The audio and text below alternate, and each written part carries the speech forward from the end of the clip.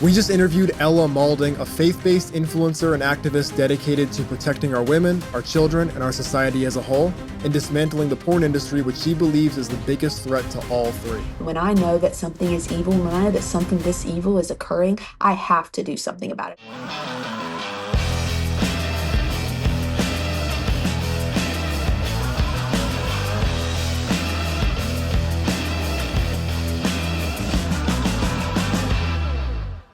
Ella, I appreciate you for coming on the show. Yeah. Thank you so much. Yes, thank I y'all just want for to start having it out. me. Yeah, absolutely. I wanted to start out with a tweet that you had put out in November of 2023. You said, porn being so easily accessible for boys is arguably the largest issue in America.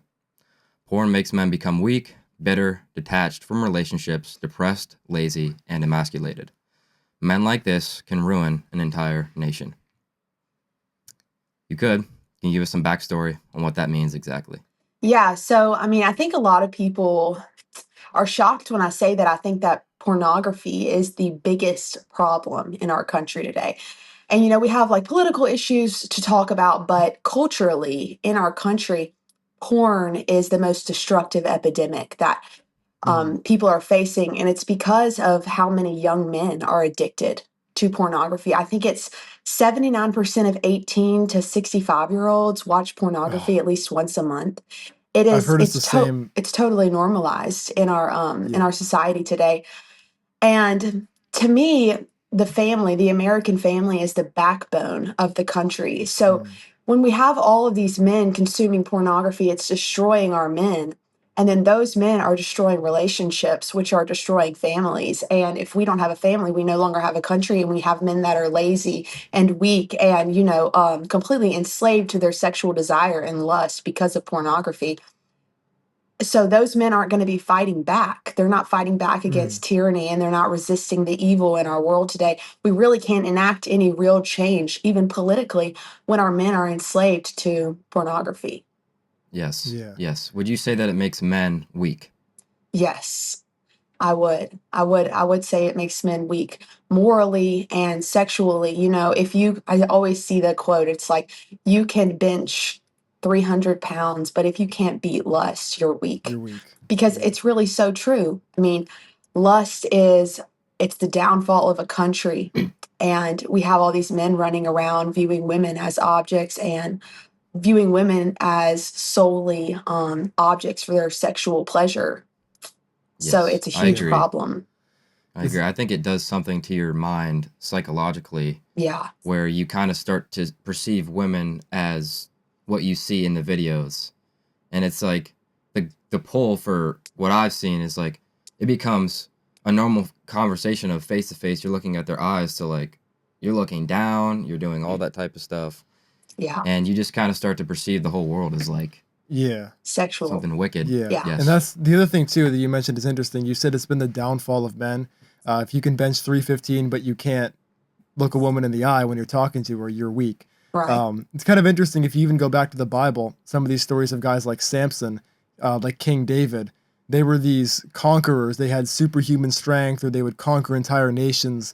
But then if you look at their biggest failures or their biggest weaknesses, a lot of times it was lust. Yes, So exactly. so even the strongest men in history, even these conquerors, always had this weakness, and you can see how easily it can bring somebody to their Yeah. knees.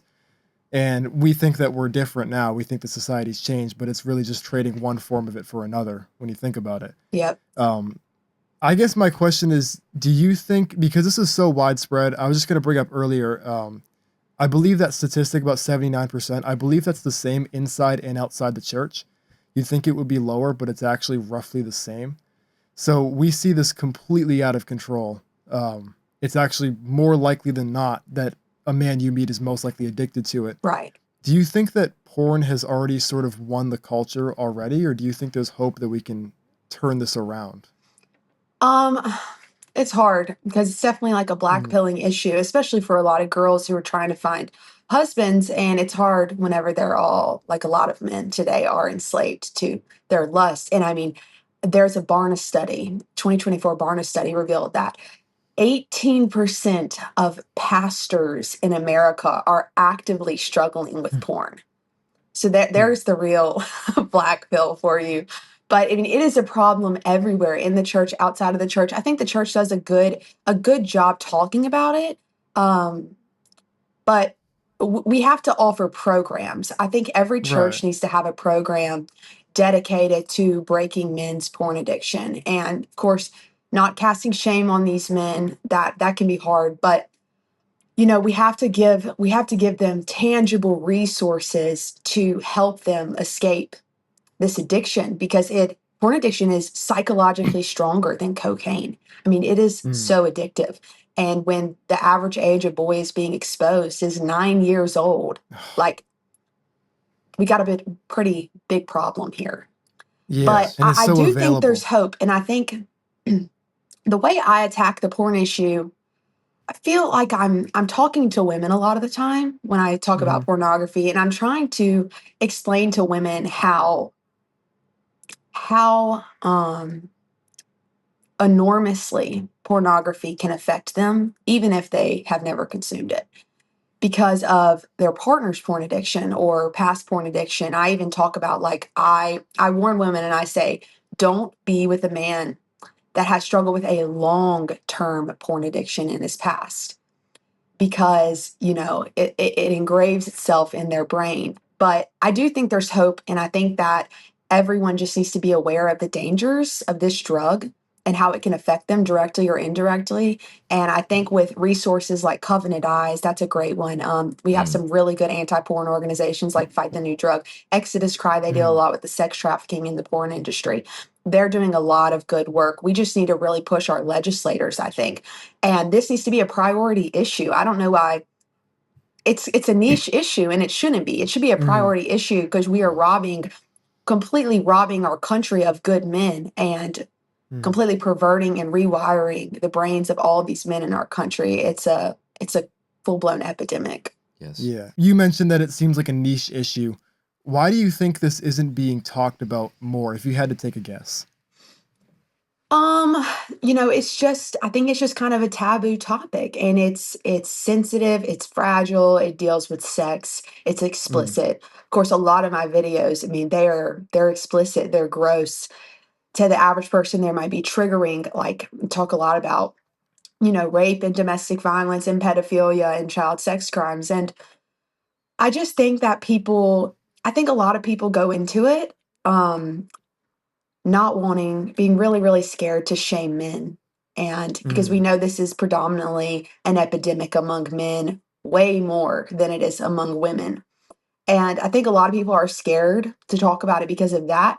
But also, I mean, the overwhelming reason I feel is because most men are struggling with porn Right. actively. And so they might not want to seem like hypocrites by, Mhm. doing anti-porn activism, but they're also struggling with it themselves. So, I mean, I Yeah. think that's the main problem. And then, of course, just the fact that it is super explicit, and it can get really gross and really nasty when you go in depth into the studies and how it completely perverts and destroys the brain. I think that's a really good point that I actually didn't even really kind of think about when you mentioned Mhm. that a lot of men are struggling with it, and they would make them kind of be hypocrites if they started talking out about it. It's like is a somebody on meth going to be advocating to stop meth? Right. Probably not Right. while they're on it. Maybe when Yeah. they get out of it, Right. but Yeah. Right. yeah. Yeah, I definitely see what you mean. And I also wanted to touch on what you said before. I want to go in a little bit more detail because you talked about how you mainly speak to women, and you always give them the advice that they should find a man who is not addicted to porn, Right. even if they have a dating pool that's 1/5 the size. Right. Um, Obviously, you believe that's worthwhile. Yeah. What are the effects, as many as you can think of? What are the effects that either one partner or both having a pornography addiction might have on a relationship? Yeah. Okay. This is the big fire loaded question. I mean, this is Yeah. this is what I really focus in on whenever I talk to Mhm. people about porn. So, the issue of porn, I think, is something that people wear out the phrase, people can do whatever they want in the privacy of their own home Mhm. as long as it doesn't affect me. We see that with everything. We see this passivity among Americans, um, especially boomers, like, saying that, they don't care what people do, as long as they're not partaking in it, I'm not consuming porn. Why does it doesn't affect me, so I don't care if other people consume it. Right. It's the First Amendment. Yeah, right. I actually did an entire PowerPoint presentation last semester on how pornography is not free speech. It's not included in the First Amendment. I'd have to go find it one day and show y'all. But where was I? I was saying that. Oh yeah, it's something that people often think it doesn't affect them because they don't consume it. And this is the biggest lie, because what people do in the privacy of their own home will always affect you, because it will always display and mirror itself in the culture and in the society as a whole.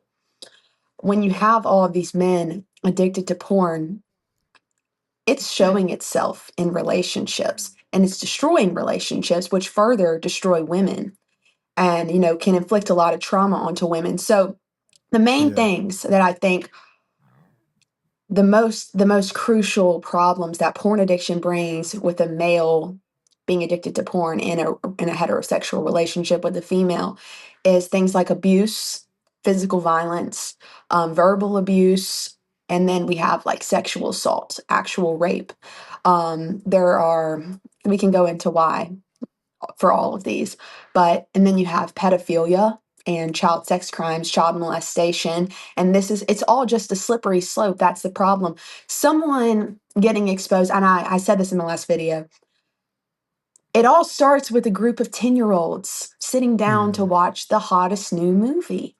And it's filled with sex scenes. So they're super curious, they go and seek out pornography online, or it's a pop-up ad. We have pop-up ads all the time, and I think that's the way that a lot of young guys get exposed to porn. And they start watching regular ethical porn, right? But what I think a lot of people don't realize about the porn industry, I didn't understand this even when I made that initial tweet you said at the beginning. I didn't understand that most porn isn't just two people, a man and a woman, having sex. That's not what it is. Most pornography displays physical violence, force, dehumanization, degrading speech. I mean, 88% of the most popular porn scenes display physical violence, and 95% of the time, the woman being assaulted is responding positively to it. I saw that statistic. That's disgusting. Yeah, it's a really big problem. And so I think 1 in 8 teen boys, no, 1 in 8 of all teen boys that have been exposed to pornography, they say that 1 in 8 titles of porn videos, display like words of sexual violence towards women, whether it's choking, slapping, beating, bondage, the most disgusting stuff, punishing. A lot of porn is some of the big themes in pornography are pain, torture, force, obviously, dehumanization, a girl being very weak, not able to escape a situation. It's borderline. It's not even borderline. It's actual rape. Yep. And so sorry to cut you off. No, In some good. cases, it is actual rape in some cases as well, which I think would be a separate point. But Right. in some cases, the acting isn't actually acting. Exactly. And there's really no way of knowing. Exactly. Yep.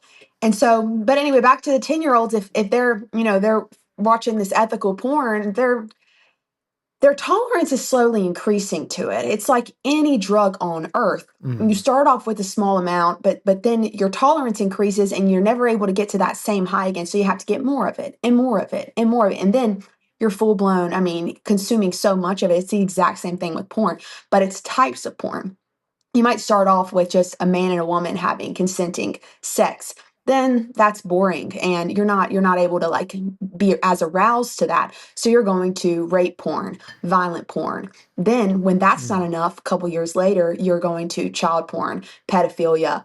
Then the overwhelming issue here is that men are repeating the things they are seeing in porn as a script for their real life and real relationships. That's why we're seeing all of these child porn arrests. We're seeing child molestation crimes. It's like 1 in 8 women, according to the office of, It's like the Office of Victims of Crime. 1 in 8 women in America are raped. Like, that's penetrating sex. That's not just like touching, that's actual rape. It's an epidemic. And why do we think that these numbers are growing and so many women are dealing with sexual abuse or physical abuse? I think porn is a big reason to blame.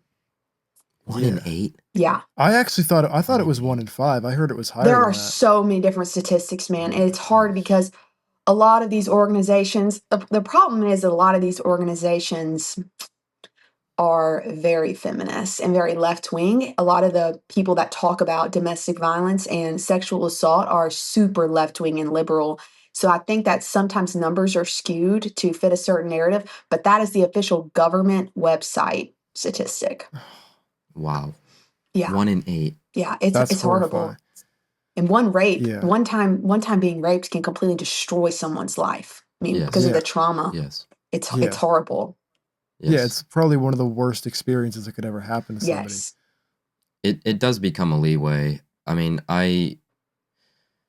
you depicted it perfectly. I mean, you take a guy, he's been watching porn, doing this, especially when you have kids. 9 years old, I think, is when most people are getting exposed. Mhm. Young men, boys, getting exposed to porn. And yeah, it's like it starts with that, gets aggressive, then they start going into bigger things.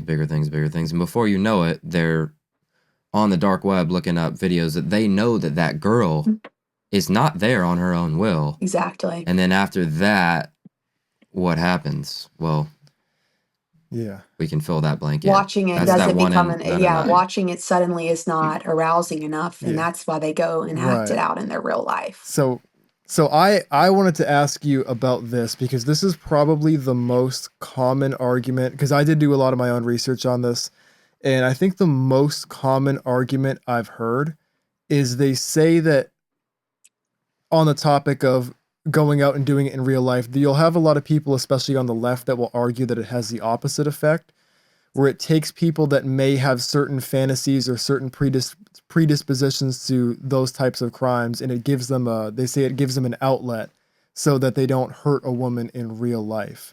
And I think the concern when it comes to illegalizing porn, and to be honest, it's also been my sticking point as well, where if you have a guy that's been watching it and he's now filling his head with all kinds of garbage, if you all of a sudden remove his outlet and say he's in a relationship and he lives with his girlfriend and he's become so dependent on this stuff and now all of a sudden he no longer can access it, do you think there's a concern about what that guy might be doing, what that guy might do to his girlfriend or the women that he lives close by? To me, that's kind of been my biggest sticking point, and that's probably the argument that I struggle with the most. The people that say, what about all the guys that are using it as an outlet, and then what happens when you take that outlet away? Are we creating a world that's more unsafe for women because of it? Good question. So I would argue that that's just absolutely not true. It's not as much of an outlet as it is a script. It's giving these men the fantasies in general. The thing is about a lot of violence and abuse is people don't just wake up and they're magically abusive. That's not something that happens. It's the same with pedophilia and rapists. People don't just wake up and there's just something deep inside of them that makes them aroused by child rape. These are learned behaviors. It's like abuse. A lot of the times, men who are abusive have watched their father abuse their mom or they've seen it. But the thing is, a lot of this learned behavior is pornography. They're watching it in porn. And almost every study, I mean, there are countless studies by the National Institute of Health that deal with problematic pornography consumption and domestic violence, problematic pornography consumption and sexual assault, problematic pornography consumption and child molesters, and people in prison for child molestation and in prison in batterer intervention programs of men who've been abusing their girlfriends or wives physically, sexual assault.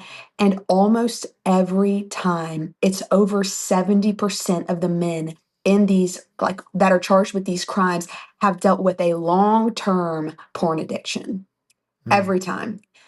So I would say that it's not an outlet. If we take porn away, I think it will do much more good than harm, because I mean, from everything I'm seeing online, everything I'm seeing in my real life, pornography is what's giving these men the script, and it's what's inspiring these men to commit these acts of violence because they see it displayed on their screen as hot and sexy and thrilling, and the woman loves it. But in real life, we see that the women don't love it, and Yeah, these it's men are going to traumatic. jail. Yes. Yeah. And I think so it's I guess what you're saying is the people, especially on the left, that will argue that it's an outlet, what it's more like creating the problem and then selling the solution, right? Yeah. It's creating a solution to a problem that wouldn't exist in the first place if the solution didn't exist. You know what I mean? Exactly. And of course, we can never blame the actual actions of a perpetrator on porn. At the end of the Right. day, if someone abuses you, it's their fault. It's not porn's fault. It's Mm. the same thing with I talk about porn all the time on social media, and all the top comments are, but who owns the industry? Mhm. Oh my gosh, and Jews run it. And I'm like, okay, but Jews aren't forcing you to watch porn. We can't blame all of our actions on a Yeah. group of people or Yes. on, and in the case of like someone who is violent towards women, we can't just solely blame pornography for that. At the end of the day, they're making these choices to do Yeah. these things and to hurt people intentionally. Absolutely. Mm. Yeah, that's a really good point. I made a point to John earlier, and my stance on it is I think that porn should be illegal. Now, saying that, I have one big concern, and it's almost checkmate, I think, if they used it right. We see things like censoring being a major problem.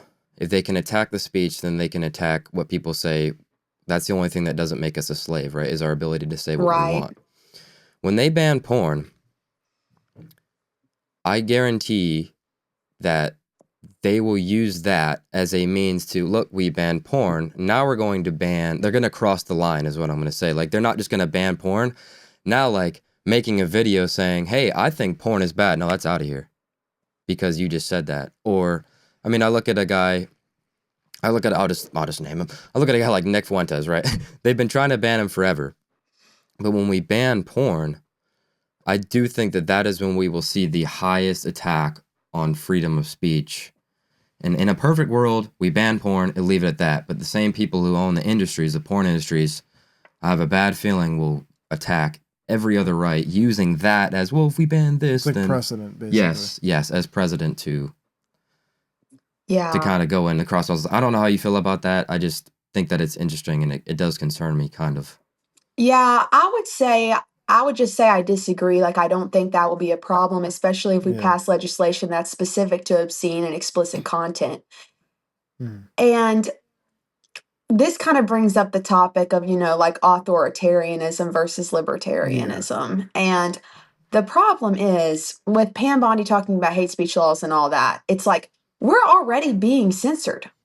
I've lost over 800,000 followers in the last 5 years from having my accounts taken down for talking about vaccines, race, immigration, um, Trump, like literally not even taboo topics. We're already Hmm. being censored. So if even if banning porn would cause a little more censorship, which I don't think it would be worth it. It would be worth it. That's Yeah. that's that's my opinion. But I Yeah. Yeah. truly don't think that it would be I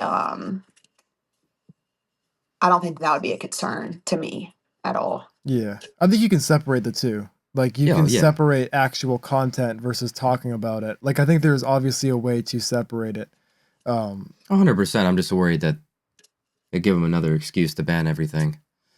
Right. It's Um, like they already ban everything for misinformation and hate speech. And I mean, we already don't really have free speech in a lot of ways. So we can't just use that as a cope to keep this kind of explicit content at arm's reach of every single person in America that has access to a cellular device.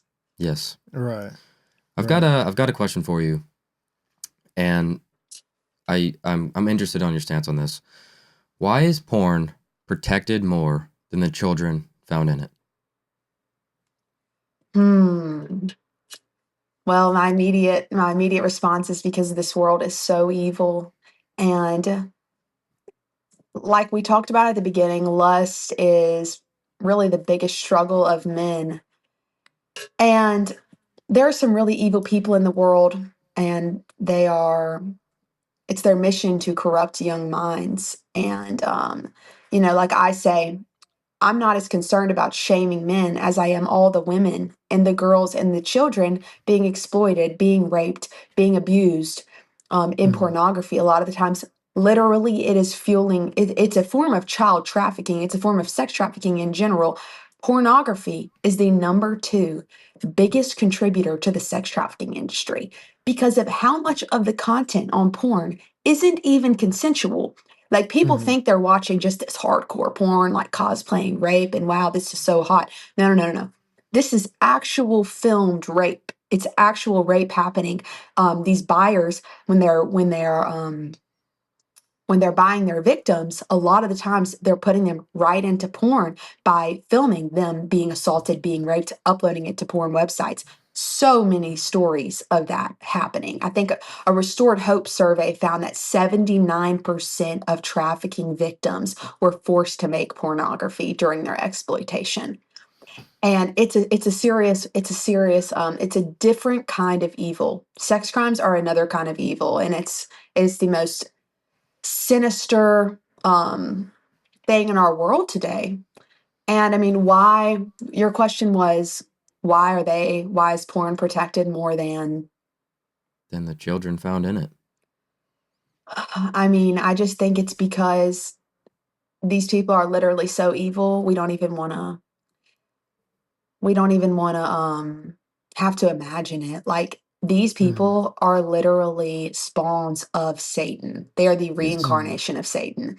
These sickest people in the world are running this industry. They know exactly what's happening. They know that these women and children are being trafficked into this industry, and they are ruining the minds of tens of millions of young men that are later destroying marriages, destroying relationships, destroying the women they're with. They know exactly what they're doing. And it's all the bigger picture of destroying our country and making our people weak so that we can't fight back Yeah. against them. Oh, that's Yeah. so good. Who? Yeah. I Who? was I was gonna ask about this real quick. I want to touch on something that you said.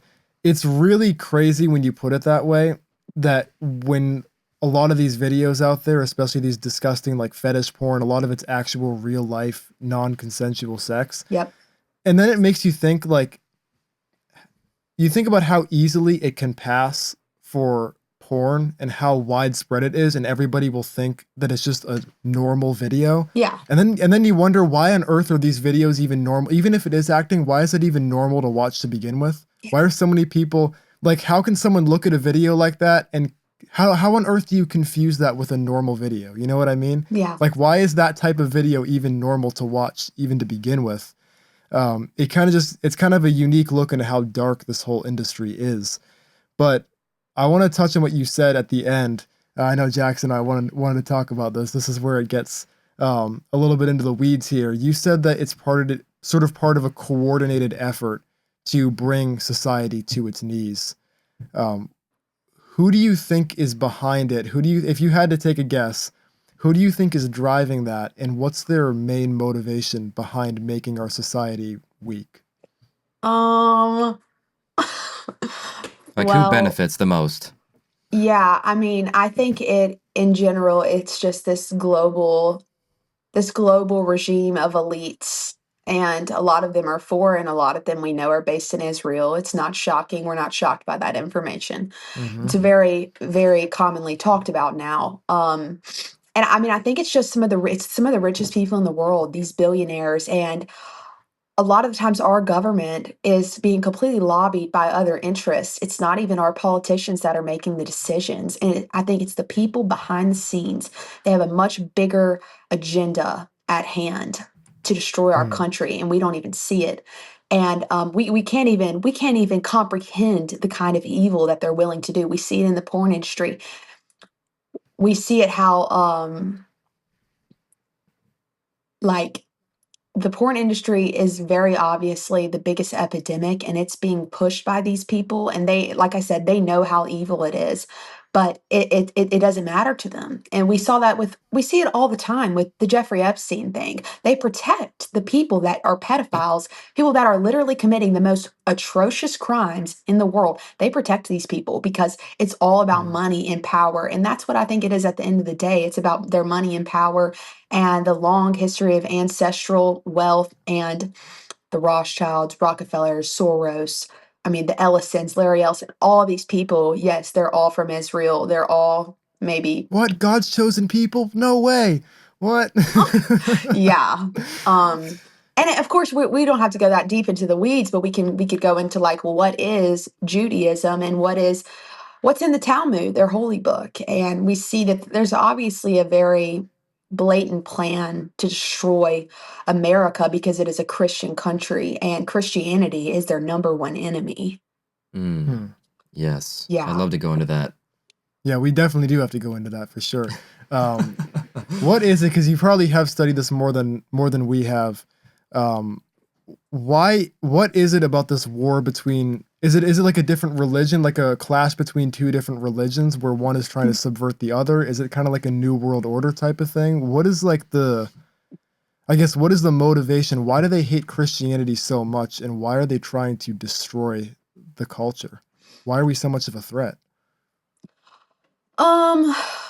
It's such a loaded question, but like I think it all comes down to the very beginning of Jews killing Jesus because they didn't believe that he was the Messiah. They thought he was guilty of blasphemy, and in the bigger picture, we know that the Antichrist is going to come, and Jews are obviously going to uplift him. Like I genuinely think the Antichrist will come from Israel, and Jews will try and manipulate and deceive everyone into believing that he is the real Messiah.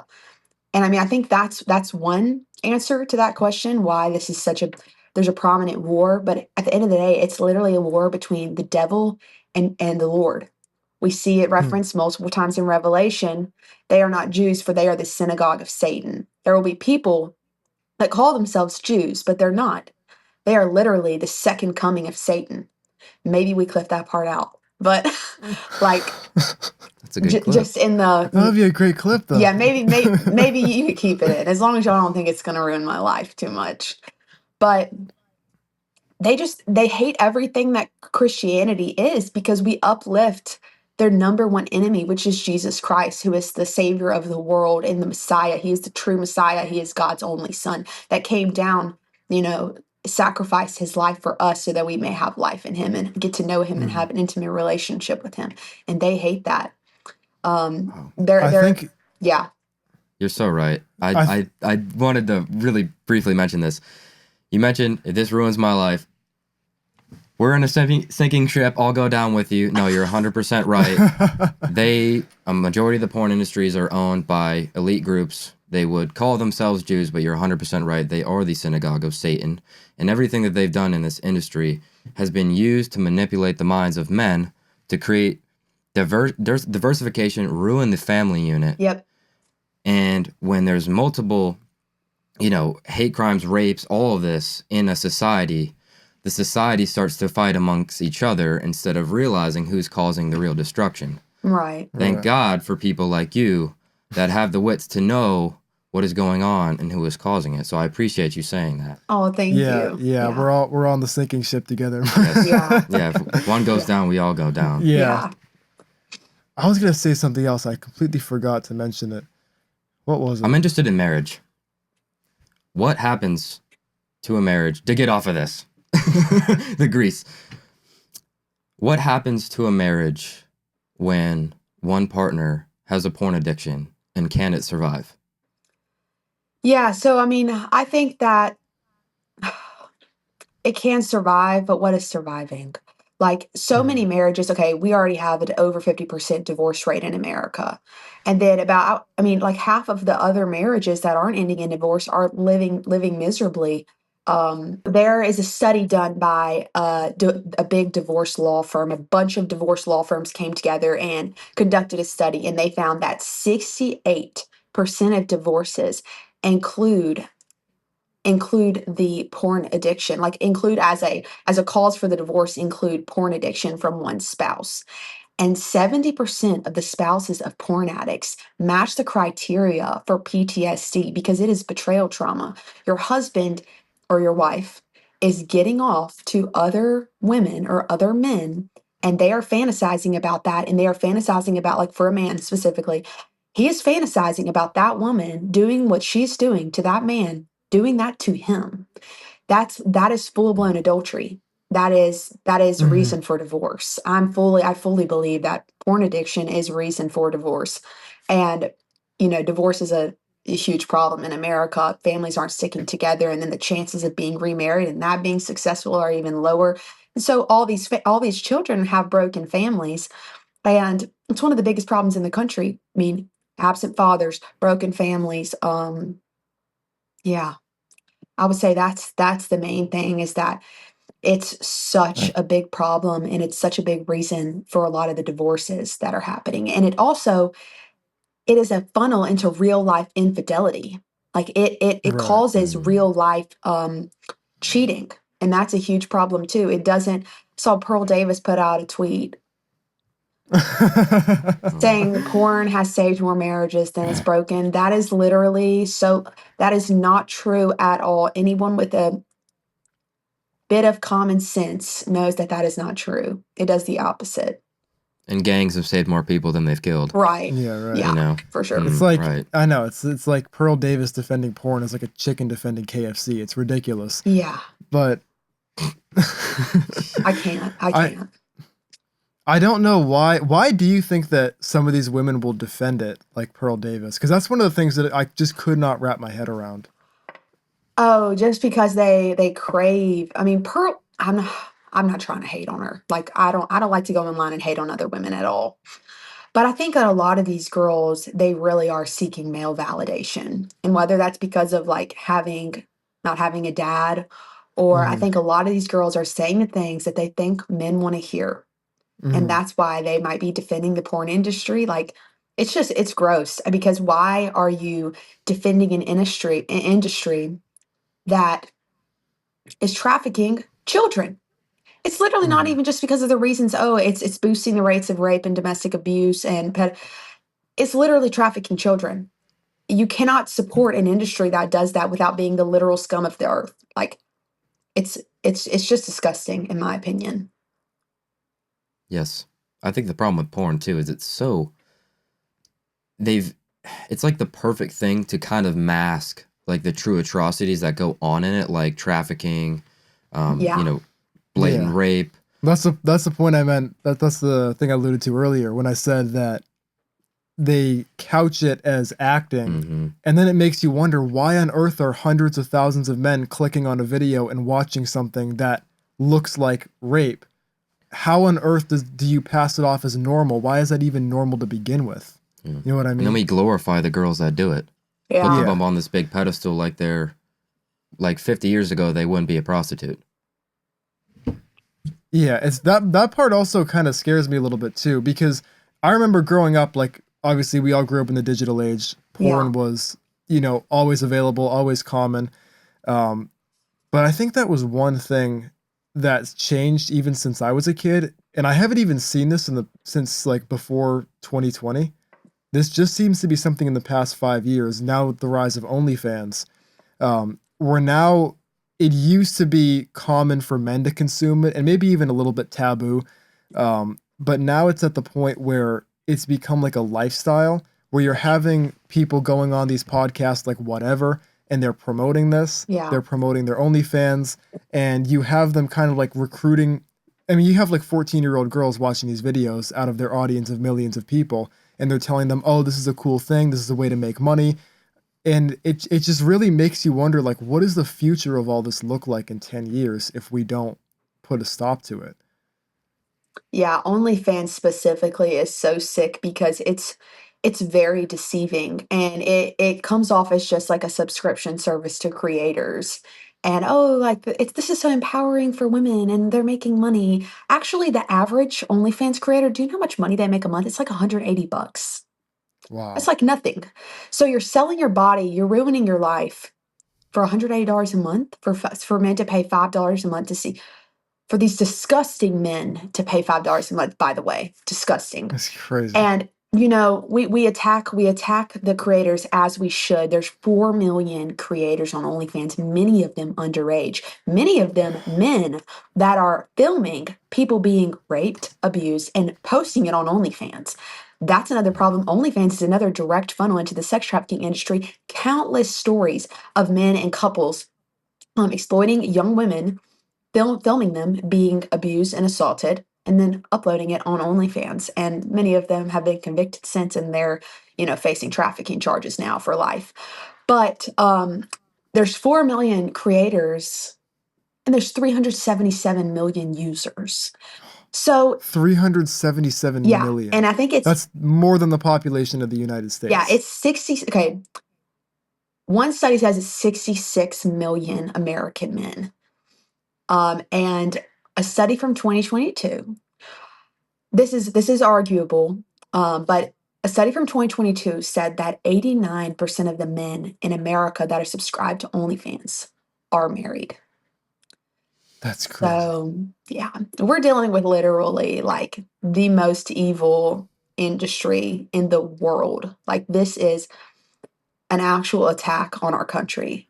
It's like you said, it's the destruction of the family unit. I would say is one of, maybe second only to the abuse or the trafficking. I think the destruction of the family unit, because when the family collapses, your society is gone. Yeah. And I think, so I remember what I was going to say earlier when you were talking about how it's kind of like a coordinated effort. There was a guy who, I forget the name of the magazine that he ran, but it was this very popular porn magazine throughout the late 20th century. And he was asked about his religious views. They said, I think he was Jewish, and they said, doesn't this conflict with your religion at all? I mean, do you think it's a very pure, is something that God is happy with? And I think he said something to the effect, I could pull up the direct quote from him, but something to the effect of, oh, I don't care about God, screw God, I'm God. What I want to see is something, he said something about Western civilization, like Christian Western civilization, and he literally said something to the effect of, I love the idea of defiling Western civilization because they are our biggest enemies. Wow. So some of these people have announced it publicly. Right. And people are just cognitively dissonant to it. People are just ignorant to it, and they... Right. do you know if that's Al Goldstein? Is that who you're talking about? I think it was Al Goldstein. Yeah. He said that pornography, the reason that Jews are so involved in pornography is because that we think that Christ sucks. Catholicism sucks. That was the quote. And that pornography thus becomes a way of defiling Christian culture. It is so in our faces, y'all. It's so in our faces. You know it a lot better than I do. and people are just blinking their eyes. Oh, it doesn't affect me though. But one day it will. One day it might. And it might be like the catalyst for like the destruction of your life. I mean, some of these crimes they're life altering, world shattering crimes. And, people often don't care until it happens to them, or they watch someone they love be a victim to some of these crimes. And like, I think we could prevent so much harm if more people would talk about these things and advocate against these evils. Yes. Yeah. I agree. I think it's the same elites that control the porn industry. They own Hollywood, they own the food, they own the banks, they own everything that makes our society run. And I always give the analogy, I've probably given this analogy 40 times on the show already, but I just see once a year, these people sit at this huge table and they decide, how can we gain control? And one of the biggest pillars is, if we can destroy a society, we can do anything to them. If the society is strong, there's only a few 100,000 of us. Looking at America alone, there's 350 million of them. Now, if we destroy a society, we take control. What destroys a society more than anything? Porn. Weak men, yeah. Yes.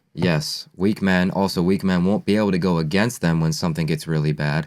Yeah. When, they give us a 50-year mortgage thinking that people won't realize that's a lifelong rental. Stuff like that. Yeah. Or when you can't afford to feed your family, that you're going to beat off tomorrow morning, so you won't really do anything because you have no energy to do it anyway. It's a distraction. It kills motivation. It's bread and circus, basically. It kills motivation. It literally decreases gray matter in the brain, which kills cognitive function and emotional regulation and so many other things. I mean, it is the gateway to weak, passive men. And, a lot of the time we see men that are super passive in politics and that won't do anything. And I see it especially in Mississippi where I'm from. Like a lot of the guys, they just don't really care about anything. They don't care about politics. They don't care about like activism.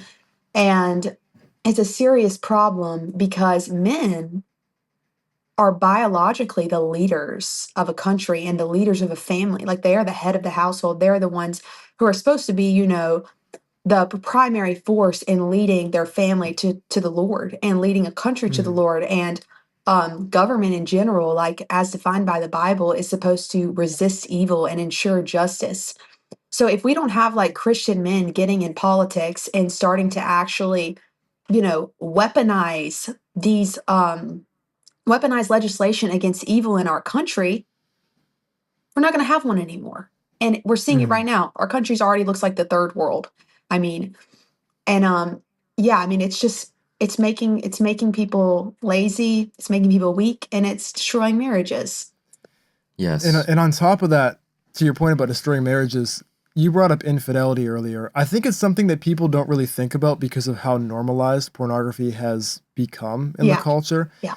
But when you think about the idea that sex is to be within the context of marriage between one man, one woman, and then you think about porn, even though you're not technically like doing it physically, you're still fantasizing about it, you're still thinking about it, you're still looking at these other women or men or whatever.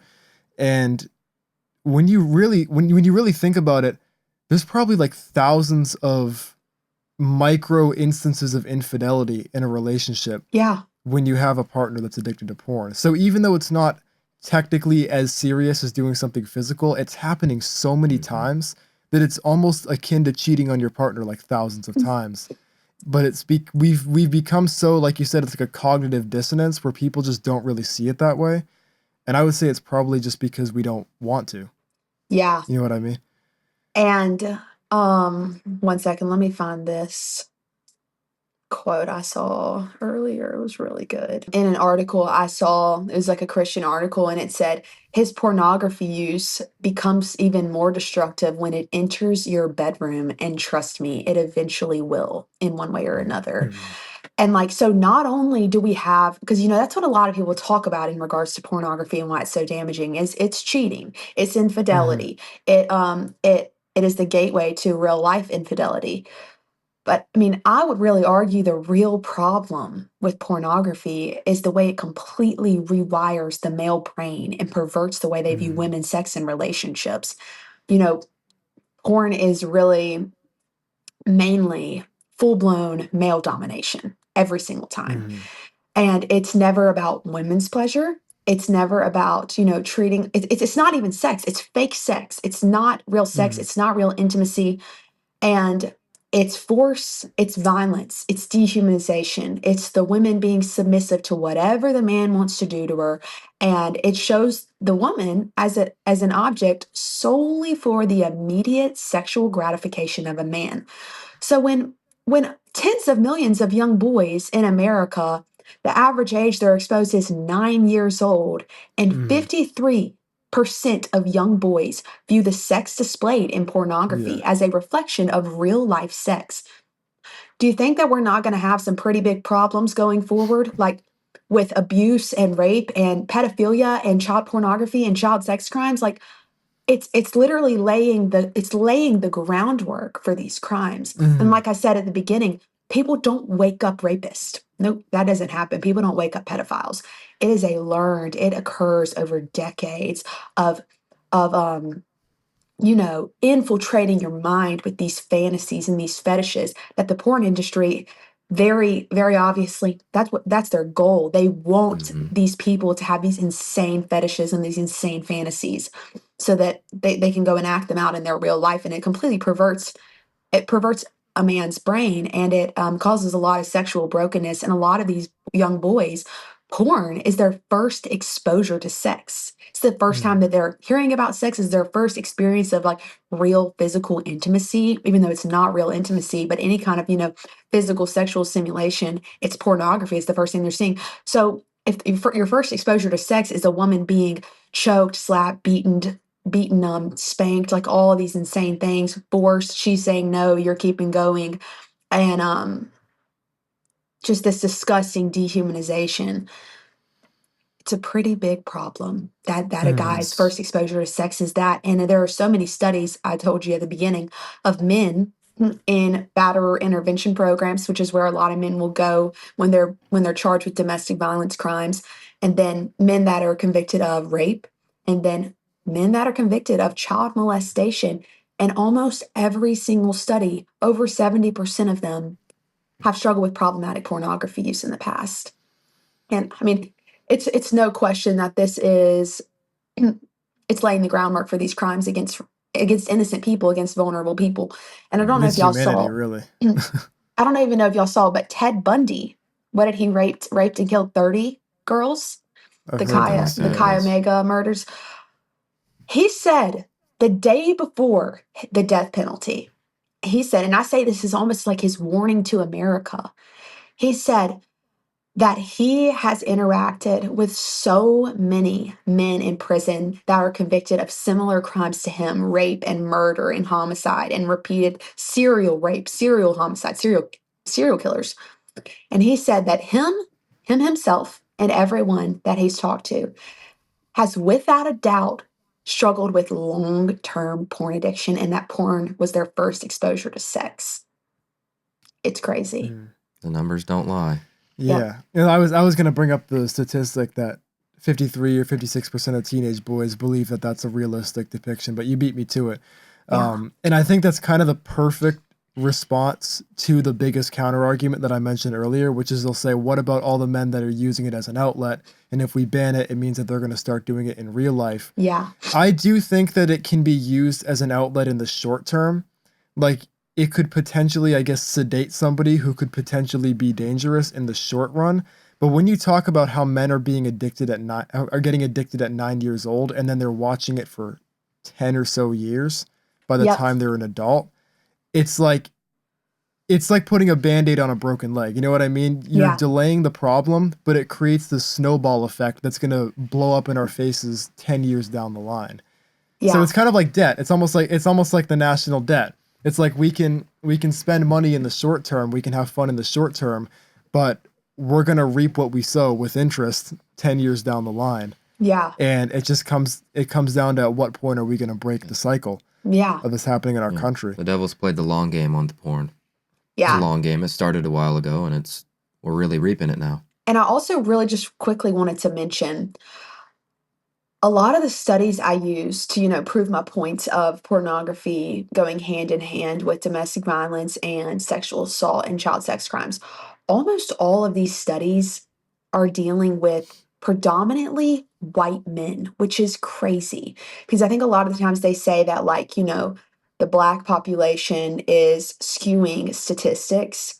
But a lot of these studies that deal with porn addiction and domestic violence or intimate partner violence and rape, they're predominantly white men. Like one study across 5 European countries, between 1 in 8 and 1 in 4 teenage girls in relationships says they have been coerced or forced into sexual acts, like violent ones, because their boyfriend used pornography as the script for the acts. Like a lot of times, and they don't even hide it. Like a lot of times guys will make their girlfriends watch pornography, and then they'll want to act out exactly what they saw in real life.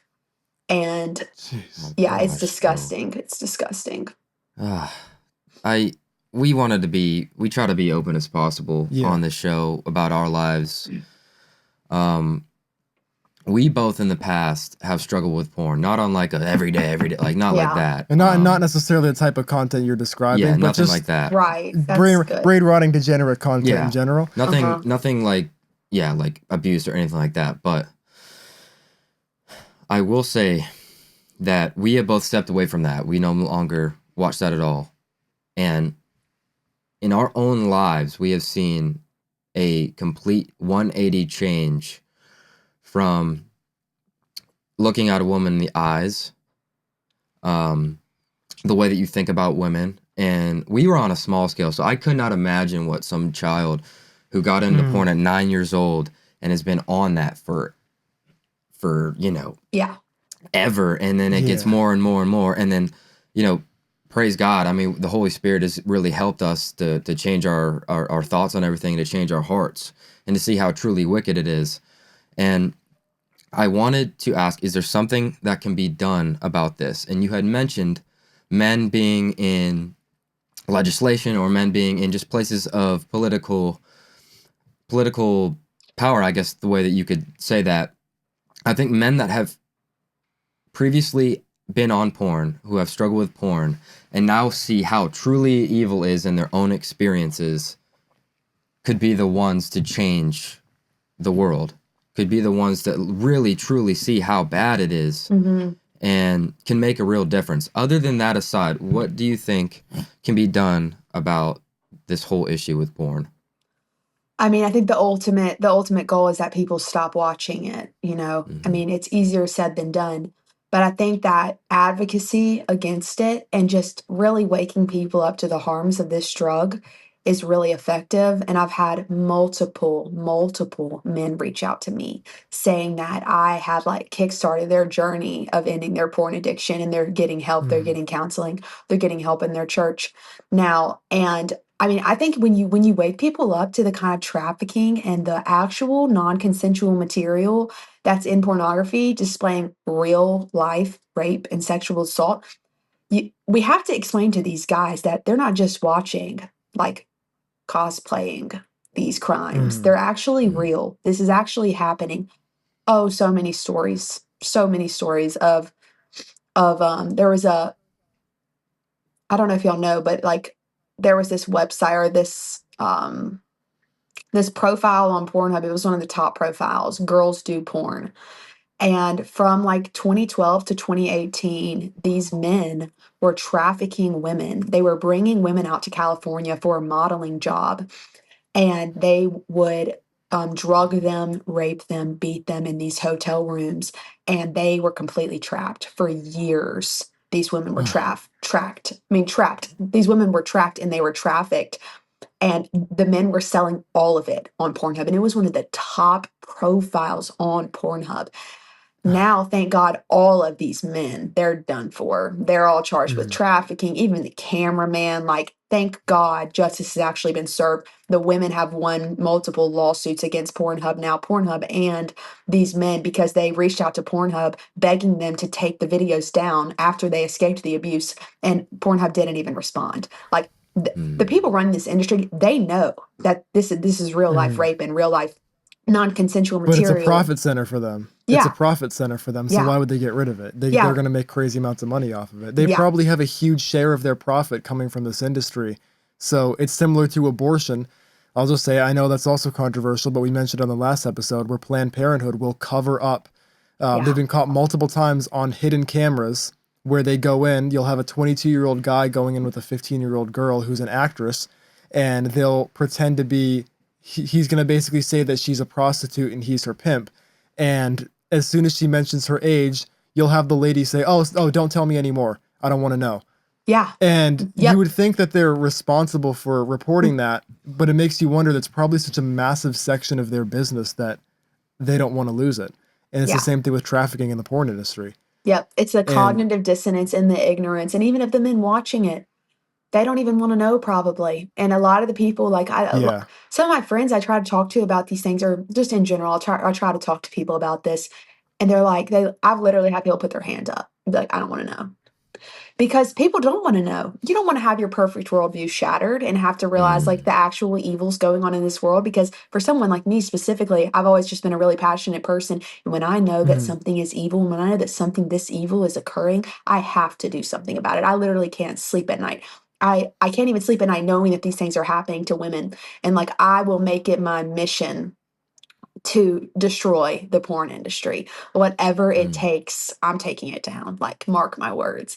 But we need more people like that. We need more people that are passionate and they don't want to be cognitively dissonant and they're okay with their perfect worldview maybe being shattered by waking up to the Mhm. evils going on, because people are just so passive nowadays, just don't do anything. It's why our country is in the state it is, because all the boomers just sat back and went to work and didn't do anything when they were completely taking over our country and overrunning it, you know? Yes. Yeah. Yes. Now, good on you. I appreciate you so much. I 100%.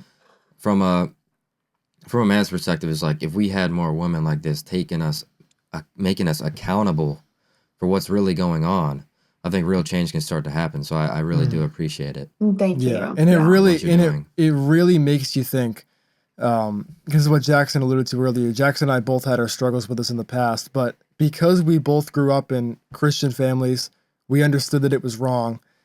It was always like a struggle, like a back and forth with the addiction. It wasn't like just diving straight into it. We were always trying to get out of it. So when you think of it like this is what I explained to Jackson. You think of it like you're diving into an ocean, for example. It's like we were constantly bouncing around at the surface, gasping for air.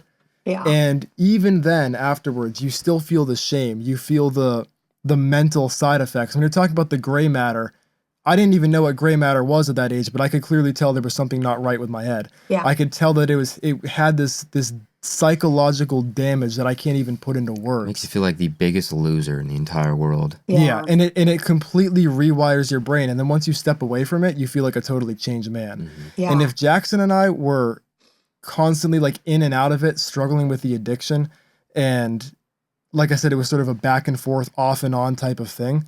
I'm just imagining what would happen to a kid that got exposed at 9 years old. Yeah. Maybe didn't grow up with a father figure. Maybe didn't have Christian values. Maybe doesn't understand that it's not good for you. Maybe he believed the propaganda he was being told from his teachers or whatever, that it's totally a normal, healthy way of expressing your whatever. Right.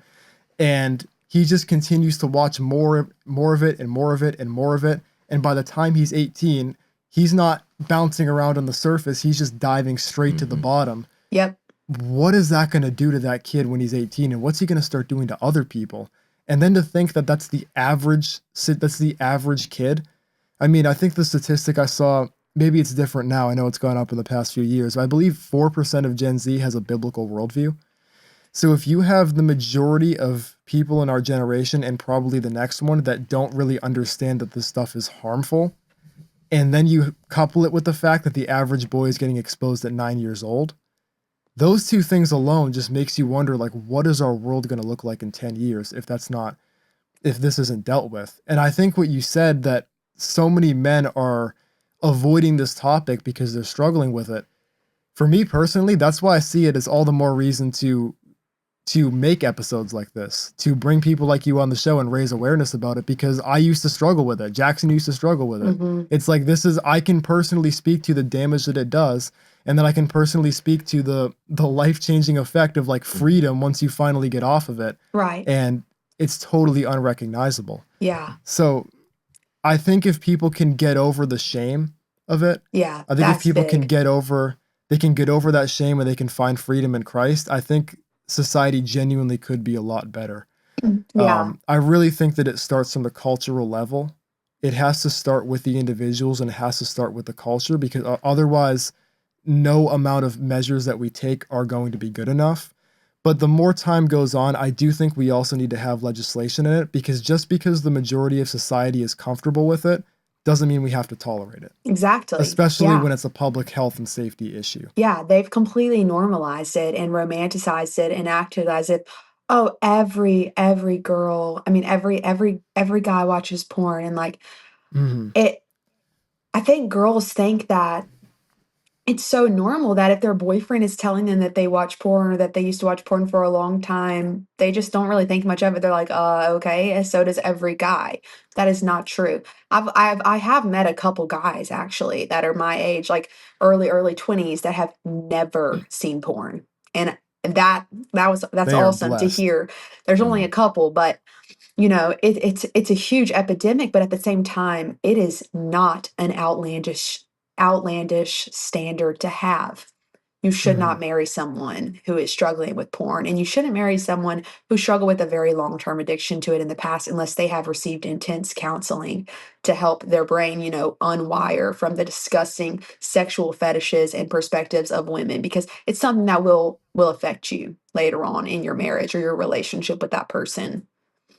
So Yeah. I mean, What actually, that kind of leads me into my next question. What would your advice be to somebody that either struggled with it in the past, or they're still struggling with it right now, but they're at the point where they're not coping with it and blaming the Jews and whatever, and they're actually ready to make a change in their life? What would your advice be to that man? Yeah, I mean, I just want to start off by saying I cast no shame on men and guys that are struggling with this. Obviously, this is a very intentional attack on men in America today. It's a very common thing to struggle with. And I would say there are so many good resources for men. And I think a really good option is getting help through your church. And a lot of Mm, churches will offer counseling. They will, they'll connect you with a counselor that you could start meeting with to, discuss like sexual brokenness with, and you can really dig into that. And then also you got to download something on your phone that's going to alert other people if you're looking at anything explicit. I think Covenant Eyes is an awesome, Mm. awesome resource. I always send a lot of people to them because it has accountability partners and it sends all of those people alerts if you Yeah, are our on youth pastor was anything. yeah. telling about that Like It's one. imagine your awesome. mom getting a notification you just looked up porn. That's Yeah. brutal. Yeah. Yeah. Yeah. So that's what you got That's to do. brutal. Sometimes you got to force Mm. yourself. You just got to Mm, Mhm. do it. And like Yeah. you just no thoughts. Let's go. Download it. mm, Let's get everything going. I mean, getting help through your church, getting counseling, joining any kind of support group about it. And of course, the number one thing is like Jesus is the one who will set you free. Like he yes. Mhm. will set you free from this. And like this is a perversion of sex and it is a perversion of relationships. Pornography is not real sex and it's not real intimacy. And it's promising you something. It's promising you this temporary pleasure that will never fulfill you and that will never satisfy you, because what God designed for marriage between one man and one woman is so sacred and so beautiful and life-giving. And sex is a form of worship. Like it is a beautiful thing that God designed for us to have in marriage. And pornography is completely perverting that. It is not giving Mm, you a smidgen of the actual pleasure that's to come in the future because of God's beautiful design for man and woman. gosh, that's so well put. That's That's perfect. so well put. Yeah. It's Yeah. so true. Um, but I mean, I wanted to let me just I wanted to read y'all a couple things really quick that maybe you could just Yeah, of course. clip, because going Yeah, back I can into pop them up on the screen. going back up to the abuse, and that's that's the main thing I really want to I try to focus on with porn. And I want to read these quotes from a man named Lundy Bancroft. I think he started the first real batterer intervention program for men that are abusive, physically abusive, sexually abusive. And a lot of these men will be sent like from prison there or there before they go to prison. He said, and he said this in his book, Why Does He Do That? And it's about abusive men and about why men are abusive. And he says, pornography is full of sadistic and abusive images. Coercion, power overs, slaps, hits, bondage, verbal abuse, and other degrading actions are the norm. Most pornographic images regrettably fit well with the abusive mindset. The woman is always available and submissive. The woman is sometimes even depicted as being sexually excited by verbal abuse, roughness, violence, or even torture. Abusive men absolutely need to be kept away from pornography as it feeds the precise thinking that drives their abusiveness. Most pornographic movies, magazines, and websites can function as a training manual for abusers, whether they intend to or not, teaching that women are unworthy of respect and valuable only as sex objects for men. A great deal of mainstream pornographic material, not just the so-called hardcore porn, contains stories and images showing the abuse of both women and children as sexy.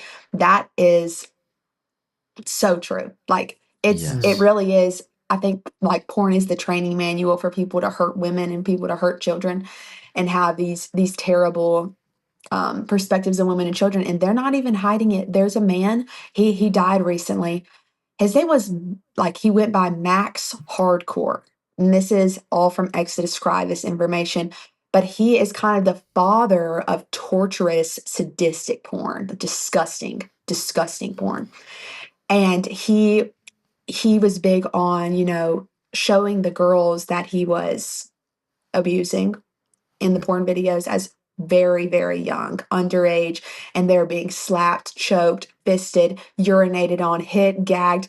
His motto was, "We're not happy until you're not happy." He would take these Jeez. girls to their absolute limit until they were begging for him to stop. He publicly, audibly said these things. I'm not making this up. He said this to multiple like interviewers, and he called his performers victims. He said, He said, Jeez. in real life, you're not going to meet a 12-year-old girl on the street and be effing her in a filthy bathroom at the public park. But it can happen with the magic of cinema. He said that that is one of the top porn producers in America that just recently died. Like incest, pedophilia porn, like it's I'm ready to disgusting. start a freaking crusade at this point. I know it, man. Like, I know it. this Yeah, is extreme gotta be the measures have most. to be taken. I'm so serious. Yeah, Like, These people yeah, make me sick. yeah. yeah. What do you think? I'm actually curious. So, say we do pass legislation against porn. What do you think the penalty should be for somebody that's either creating the content versus somebody that's consuming it? We'll Oh, go for people that are just like OnlyFans models all the way down to people like you just described. man, like I mean, I think it needs to be jail time. Like I'm really big on criminal justice.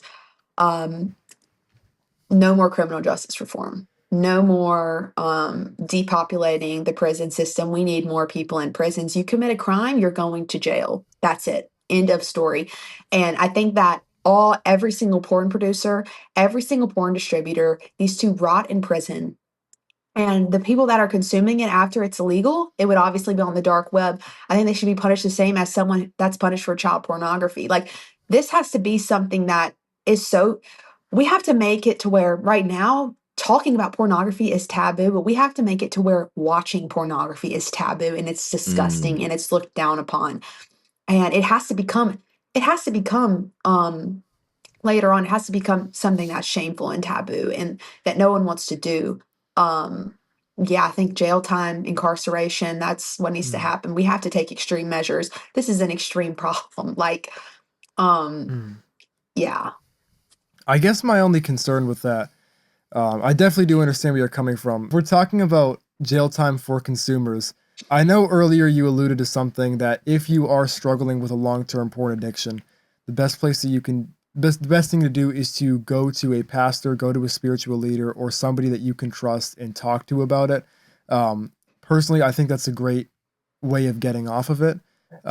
There's even biblical. It says confess your sins to one another. yeah, My only concern with that is I know that with most crimes, pastors are obligated to report that to law enforcement if they hear something about it. Do you think that if we had a severe punishment for porn consumers, that it might make them less likely to talk about it and then they start kind of dealing with it in secret?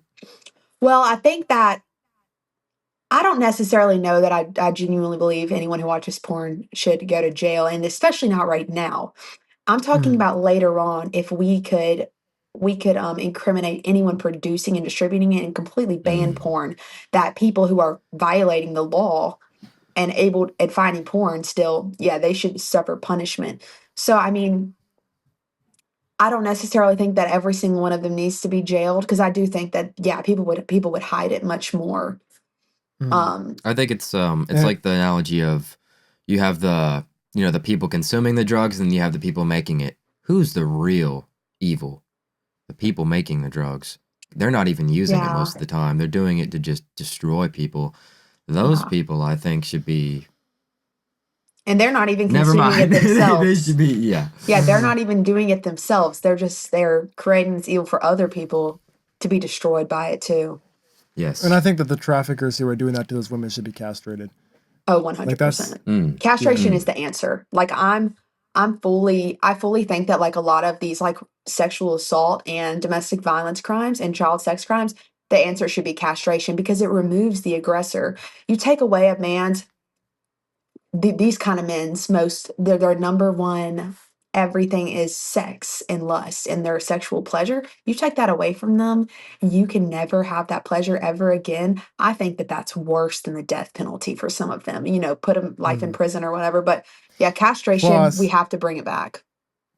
if they go to prison afterwards and then all their inmates see that they're missing a ding-a-ling, Oh my gosh. they're probably going to get the death penalty anyway from the other inmates. Yeah, So, No. as, yeah, yeah, don't do if these we're things. I mean, if we're being realistic, yeah, it takes a horrific type of person to commit horrific crimes. And I'm a really, really empathetic person. Like, I have trouble with like, wanting justice for people sometimes. But at the end hmm of the day, these aren't normal things to do to someone. If you do these hmm things, you are horrific. Like, there needs to Yeah. be justice. And I do think that empathy has gone too far in society. I know that we are supposed to be empathetic, like as Christians we are called to love people, but at some point you also have to have empathy for the victims. Because we see the same thing Exactly. with the guys like DeCarlos Brown, who was released 14 times and then he stabs Irina Zarutska. Or then what was the other guy that was the most recent one that set a woman on fire? The guy at Yeah. LSU too, or no, College of Charleston, I think, that put the girl on her knees and shot her in the head. Logan Federico's Yes, killer. yes. Yeah. Yes.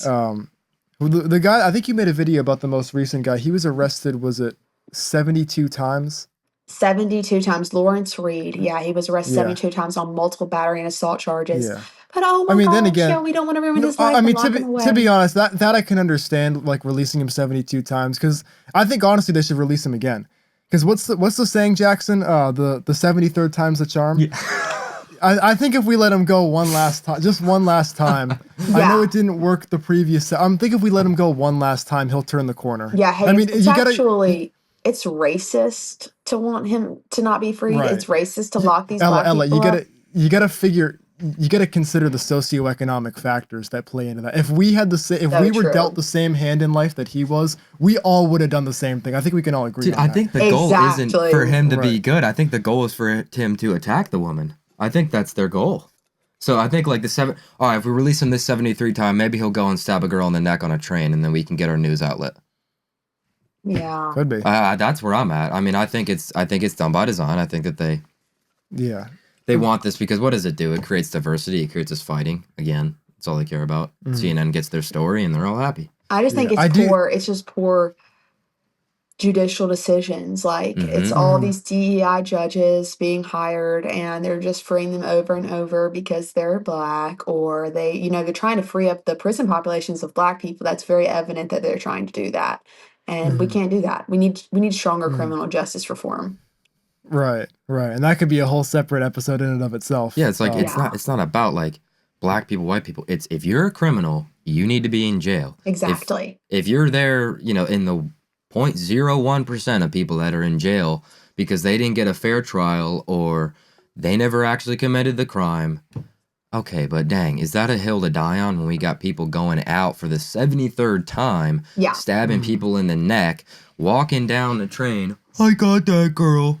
Yeah, you did Yeah. because somebody Got let that you white out. girl, yeah, an obvious hate crime. Like, and you say that, and you're like, "You're racist." We've just got to be. Everyone's got to stop being scared of being called racist, anti-Semitic, misogynist. They just throw around these things all the time. Islamophobic, all of the words. We just have to say, okay, we're tired of hearing it. Like, we don't care anymore. Like, call us whatever you want. Like, we're not going to stop fighting because people are just too sensitive. Like. Yeah. And Again, very it's few. the empathy thing, and I can understand like you want to have empathy for people, but at some point you also have to have empathy for the victims. Exactly. And can we call it empathetic if a guy slaps, spits on, or punches people on the street multiple times in a row and he gets arrested dozens and dozens of times, and this guy's a danger to society and he's going to be sharing a subway seat with a woman half his size that's Yeah. completely vulnerable? At some point, how do we say it's empathetic to let them out? Yeah. But again, that could be a whole separate episode for another Yeah. time. We And could go they- into like- way more detail about that. Yeah, their mistakes, the justice system's mistakes, force Americans to have to recognize patterns with everything. I mean, it's not just like homicides and certain races, but it's also like it could even go into the porn issue. Like you have to recognize patterns. If the boy you're dating has a chronic porn addiction, you should do some research. Just do some research on the National Institute of Health and look up sexual assault and porn addiction correlation, domestic violence. And when I say domestic violence, I'm talking about like beating. I'm not talking about like emotional abuse. No. I'm talking about actual like extreme physical abuse. Look up domestic violence and pornography consumption correlation. Look up porn consumption, porn addiction, and pedophilia and child sex crimes. Like we have to recognize patterns with this too. It's just something you can't afford to compromise on as a girl. Yes. You can't compromise on your man being addicted to porn. So true. So we do ask most of the guests that come on the show the same question. The show is called The Pursuit of Purpose. What does it mean to you to live out your life with purpose? Wow. I think like ultimately living out your life with purpose is like living for Jesus and living with him and in communion with him and being a light to other people and fighting against evil, resisting evil. What is the quote? It's resisting evil is obedience to God. I think that's the quote, something like that. But like it is taking the narrow path, wide the wide path many people are going to take, and it's the road that leads to destruction. But the narrow path, it's a more difficult road to take, and I think that more people need to take that path. And even though it's harder and it comes with persecution and hardships, at the end of the day we know that our number one goal on this earth is to point people to the Lord. And living out our purpose. I think everyone can have different ones. I think that people just need to be in prayer about like what the Lord wants them to do on this earth. And for women, I think it's really important that women have a lot of kids, and I'm not going to go into white replacement, but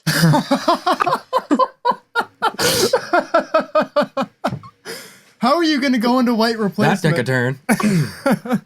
living out your purpose goes into white genocide. No. How is that? How does that segue at all? Now I'm curious. What is the connection between living with purpose and white genocide? Living with purpose, I think that a lot of women's purpose is to be fruitful and multiply. And that means having a lot of kids. And that is going to be very helpful in the long run because we're being completely replaced and overrun in our country today. And we can't do anything if we are completely invaded by people.